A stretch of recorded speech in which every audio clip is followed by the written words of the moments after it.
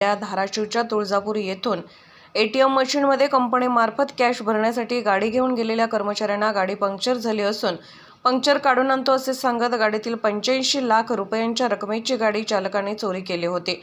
याबाबत तुळजापूर पोलिसात गुन्हा दाखल झाला होता। अवघ्या 4 ते 5 दिवसात धाराशिव पोलिसांनी सीसीटीव्ही फुटेज व सायबर शाखेच्या मदतीने 3 आरोपींना सोलापूर व कर्नाटकातून संपूर्ण मुद्देमालासह अटक केली आहे। जे एटीएम कॅशचा चोरी झाला होता तुळजापूर पोलीस स्टेशनमध्ये, त्याच्यामध्ये खास करून ते ड्रायव्हर मुख्य आरोपी होता पासे म्हणून।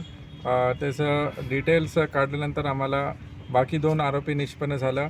याचा एक प्री प्लॅन्ड अजेंडा होता की जे एटीएममध्ये पैसे भरायचं होतं कंपनी थ्रू, तर ते काही ना काही प्लॅनिंग करून ते टायर पंक्चर झाले म्हणून सांगून त्यांनी स्वतः गाडी घेऊन नंतर 2-3 गाडी चेंज करून त्यांनी सगळं पैसे अपहार केले होते। टोटल 85 लाखचं पैसे अपहार झाला होता। 420, 409, 406 असं सेक्शनमध्ये तुळजापूर पोलीस स्टेशनमध्ये गुन्हा दाखल झाला होता। ह्याच्यामध्ये फर्स्ट आम्हाला पोलीस स्टेशनकडून CCTV फुटेजमध्ये क्लू भेटला। तिथून LCB टीम सोलापूरमध्ये जाऊन त्यांच्या नातेवाईकडे चेक केल्यानंतर आम्हाला दुसरा आरोपी निष्पन्न झाला। तिथं त्याच्या घरी 20 लाखाचं कॅश सापडलं।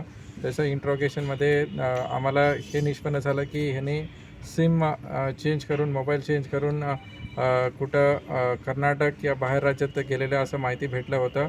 तर आम्ही सायबर आमचं टीम ते सगळं मोबाईल्स निष्पन्न केले।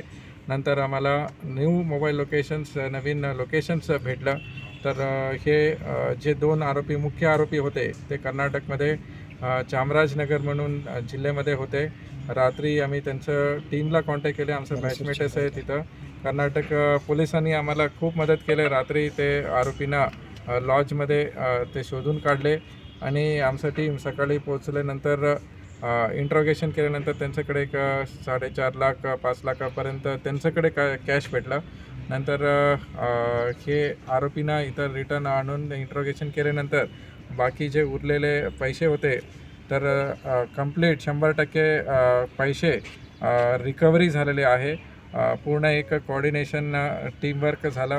SDPO ॲडिशनल SP त्यांनी पूर्ण कोऑर्डिनेशन केले आणि प्रत्येक अधिकारी त्यांनी याच्यामध्ये एक ना एक क्लू भेटल्यानंतर सगळं क्लू जोडलं। तर आम्हाला सगळं एक 4 ते 5 दिवसामध्ये पूर्ण तपास कंप्लीट झालेला आहे।